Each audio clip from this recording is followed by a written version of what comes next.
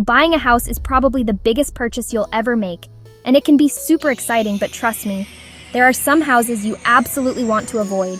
We're talking about properties that could become money pits, headache generators, or just plain bad investments. Hey everyone, welcome to the channel where we break down the big financial decisions, especially when it comes to real estate. So in this video, I'm diving deep into the types of houses you should never buy and why.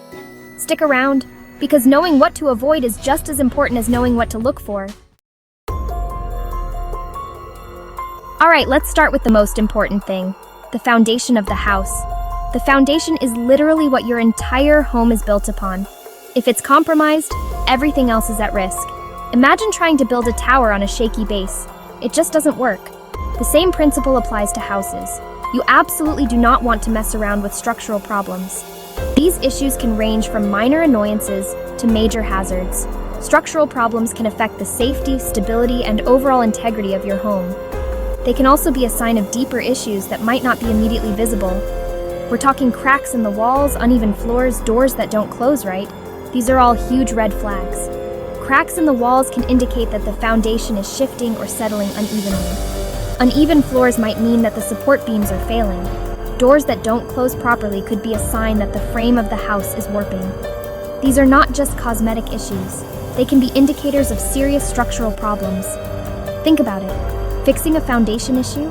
That's not just a repair. That's major surgery for your house. The process can involve lifting the house, reinforcing the foundation, and addressing any other issues that have arisen as a result. It's a complex and invasive procedure that requires skilled professionals and specialized equipment. It's expensive, time-consuming, and it can be a real nightmare to deal with. The costs can quickly add up, and the disruption to your daily life can be significant. You might have to move out temporarily, and the noise and mess can be overwhelming. Plus, there's always the risk that the repairs won't fully resolve the issue, leading to ongoing problems and additional expenses down the line. Now, I'm not saying run away from every little crack you see, but if you notice anything substantial during a house tour, get a professional inspection. A small crack might be nothing to worry about, but it could also be the first sign of a bigger problem. A professional inspector can assess the situation and give you a better idea of what you're dealing with. And I mean a really good inspector, someone with years of experience who can spot trouble from a mile away. Look for someone with a solid reputation and plenty of positive reviews. Ask for recommendations from friends, family, or your real estate agent. A good inspector will be thorough and honest, giving you the information you need to make an informed decision. Remember, a house is supposed to protect you, not the other way around. Your home should be a safe and secure place where you can relax and feel comfortable. If you're constantly worrying about structural issues, it's going to be hard to enjoy your space. Investing in a property with a solid foundation and no major structural problems is crucial for your peace of mind. Don't get stuck with a property that needs more support than it gives. It's not worth the stress, expense, and potential danger. Take the time to thoroughly inspect any property you're considering, and don't be afraid to walk away if you find significant issues. There are plenty of homes out there, and it's better to wait for the right one than to settle for a property with serious structural problems. You know what they say about location, and it's especially true when it comes to flood zones. The allure of living near water is undeniable. The serene views, the calming sounds, and the recreational opportunities can make it seem like a dream come true. But there's a darker side to this picturesque setting that you need to be aware of. Living near water might seem idyllic, but trust me, you don't want to be caught in a flood. The reality is that floods are one of the most common and devastating natural disasters. They can strike with little warning, leaving you with very little time to prepare or evacuate.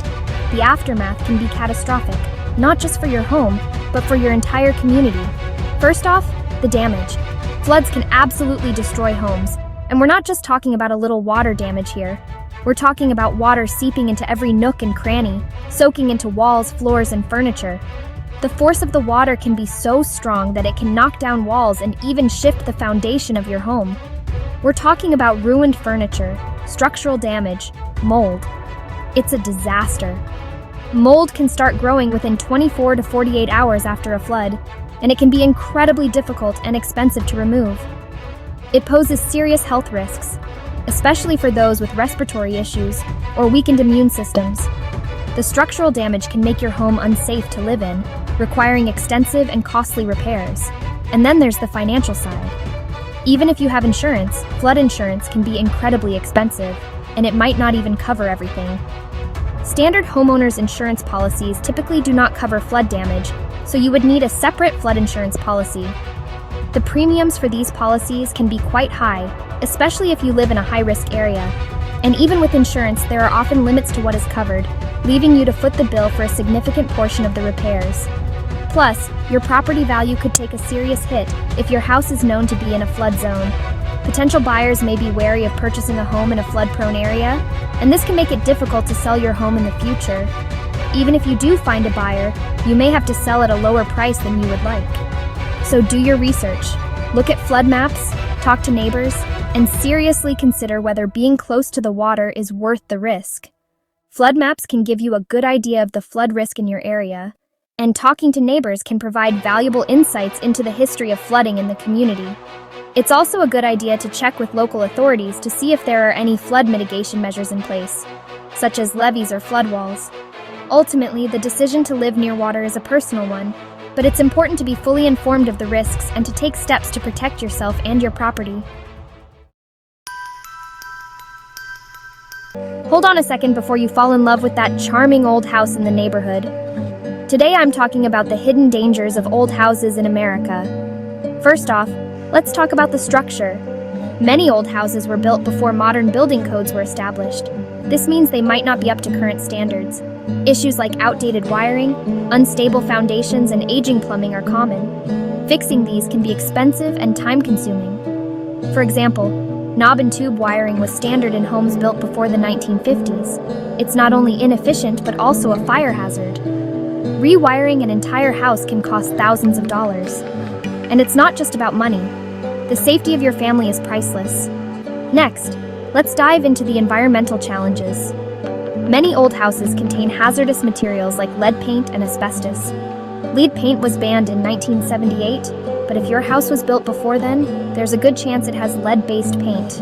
Lead poisoning can cause serious health problems, especially in children. Asbestos is another biggie. Found in insulation, floor tiles, and even some roofing materials, asbestos can cause lung disease if its fibers are inhaled. Removing asbestos is a job for professionals and can be costly. Water damage is another common issue in old houses. Over time, roofs, windows, and foundations can develop leaks. Water damage can lead to mold growth, which isn't just unsightly, but can also cause health issues. Plus, mold remediation is a process you don't want to deal with. Let's not forget about energy efficiency. Old houses often have poor insulation and single-pane windows, making them energy hogs. Your utility bills could skyrocket, and upgrading the insulation and windows is another expense you'll need to consider. Now, don't get me wrong. Old houses have character and charm, and they can be a great investment if you know what you're getting into. But it's crucial to have a thorough inspection done by a professional. They'll identify any potential issues and give you a better idea of what you're signing up for. So, before you make an offer on that beautiful old house, think about the hidden dangers lurking within. The costs and risks might outweigh the initial charm. Always do your homework and consult with experts to ensure your dream home doesn't turn into a nightmare. Okay, let's talk about a hidden cost that can really sneak up on you: property taxes. These are often overlooked when people are budgeting for a new home, but they can have a significant impact on your finances. You might find what seems like the perfect house, with all the features you've been dreaming of. Maybe it has a spacious backyard, a modern kitchen, or is located in a great school district. But if the property taxes are sky high, it could end up costing you way more than you bargained for. High property taxes can turn your dream home into a financial burden. Remember, property taxes are an ongoing expense. Unlike some costs that you pay once and forget about, property taxes are a recurring obligation. They don't go away after the first year. They are something you have to budget for every single year. It's not just a one-time fee, it's something you have to pay every single year. This means that even if you manage to pay off your mortgage, you'll still have to account for property taxes in your annual budget. They are a permanent part of homeownership, and those costs can really add up, especially in certain areas. Some regions have significantly higher property tax rates than others. For example, urban areas or places with excellent public services and schools often have higher property taxes. This is something to keep in mind when choosing a location for your new home. Before you fall in love with a house, do your homework on the property taxes. Research the tax rates in the area and find out how they are calculated. Some places base their property taxes on the market value of the home, while others use a different assessment method. Understanding this can help you make a more informed decision. Factor that into your budget and see if you can realistically afford it in the long run. It's important to consider not just the initial cost of the home, but also the ongoing expenses like property taxes. Make sure you have a clear picture of your financial situation and how these taxes will fit into it. Because the last thing you want is to be house poor, struggling to make ends meet just to cover those taxes. Being house poor means that a large portion of your income goes towards housing costs, leaving you with little money for other expenses. This can lead to financial stress and make it difficult to enjoy your new home. Consider consulting with a financial advisor to get a better understanding of how property taxes will impact your overall financial health. They can help you create a budget that takes all of your expenses into account and ensure that you are making a sound financial decision. Also, compare property tax rates in different areas. Sometimes, moving just a few miles away can result in significantly lower property taxes. This can make a big difference in your overall cost of living and help you find a home that fits your budget. Think about your long-term financial goals and how property taxes will affect them. If you plan to stay in your home for many years, it's important to consider how property taxes might change over time. Some areas have a history of increasing property taxes, which can impact your future financial stability. Ultimately, the goal is to find a home that you can enjoy without financial stress. By taking property taxes into account and planning accordingly, you can make a more informed decision and find a home that truly fits your needs and budget. Look, I get it, you're buying this house to live in, not to sell right away. But you know what? Life happens. Jobs change, families grow, and you might need to sell sooner than you think. That's why resale value is so important. You want to make sure that if you do have to sell, you're not stuck with a house that nobody wants. Certain features, like being located near a busy street or having an outdated design, can seriously hurt your resale value. So, think like an investor. Even if you plan on staying in your house forever, consider what would appeal to future buyers. Because a house that holds its value is a smart financial decision. All right, let's talk about something that might not be as glamorous as granite countertops, but is super important: the electrical system. An outdated electrical system can be a major safety hazard and a huge money pit. We're talking about things like old wiring, insufficient outlets, and those scary-looking fuse boxes.